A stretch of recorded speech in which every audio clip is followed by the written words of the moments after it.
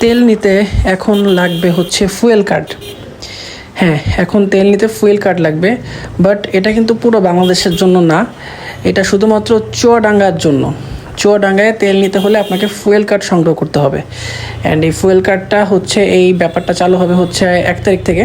30 এবং 31 তারিখে চুয়াডাঙ্গা জেলা প্রশাসকের কার্যালয় থেকে আপনাদেরকে এই ফুয়েল কার্ডের জন্য যে সমস্ত পেপারস লাগে সেগুলো জমা দিতে হবে। কী কী পেপারস লাগবে সেগুলো হচ্ছে বাইকের registration number, driving licence and হচ্ছে এনআইডি কার্ড। তো এগুলো জমা দেবেন। এগুলো জমা দেওয়ার পরে হচ্ছে 1 তারিখ থেকে এটা কার্যকর হবে। যতটুকু জানা গেছে চুয়াডাঙ্গায় 22টা পাম্পে সকাল 7টা থেকে রাত 8টা পর্যন্ত ফুয়েল দেওয়া হবে।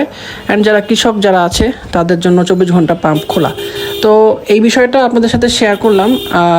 অনেকের মধ্যে কনফিউশন আছে যে সারা বাংলাদেশে কি এই সিস্টেম চালু হচ্ছে। না, সারা বাংলাদেশের জন্য না। আমিও ফার্স্টে মনে করেছিলাম যে সারা বাংলাদেশে হয়তো বা এই সিস্টেম চালু করতেছে।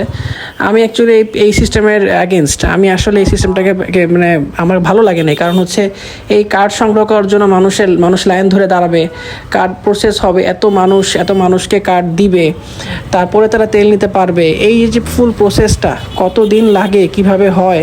বাট আবার এখানে বলতেছে 1 তারিখ থেকে কার্যকর, মানে একদিনে কি এতগুলো মানুষকে তারা ফুয়েল কার্ড দিতে পারবে? এই হচ্ছে একটা ব্যাপার। আজকে এই এত ভোগান্তির জন্য জাস্ট কিছু পাম্প কর্তৃপক্ষরা দায়ী। সব পাম্পের দোষ আমি দিব না, কারণ হচ্ছে তারা মনে করতেছে গভর্নমেন্ট হয়তো বা প্রাইস বাড়ায় দিবে, এই জন্য তারা ফুয়েল আর কি দিচ্ছে না। তারা মানে পাম্পে তাদের তেলগুলো, জ্বালানিগুলো তারা ওইভাবে আর কি স্টক করে রাখতেছে যে প্রাইস বেড়ে গেলে দেন তারপর হচ্ছে তারা এই পাম্পে তেলগুলো আবার দেওয়া শুরু করবে। বাট এই জিনিসটা আমি মনে করি যে এইগুলো একটা মানে সিন্ডিকেট। এই সিন্ডিকেটগুলো আসলে আমাদের বাংলাদেশেই সম্ভব।